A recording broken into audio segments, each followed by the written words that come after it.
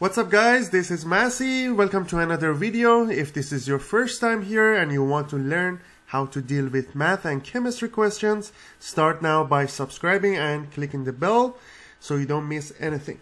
In this video I want to show you how to solve trigonometric equation.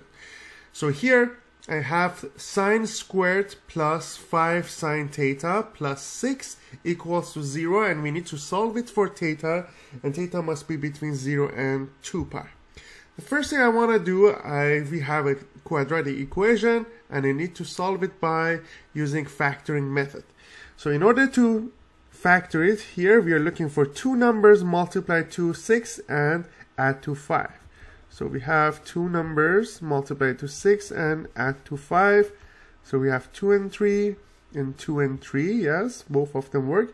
So when you factor it, it's going to be sine theta plus 3 times sine theta plus 2 equals to 0.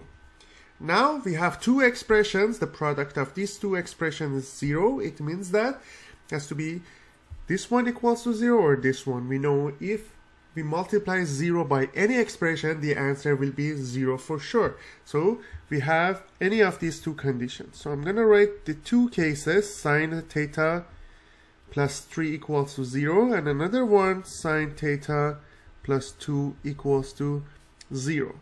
So when you solve it for sine theta, here will be sine theta equals to negative 3, and the other one, sine theta equals to negative 2. So one answer is negative 3, one answer is negative 2 to the sine functions.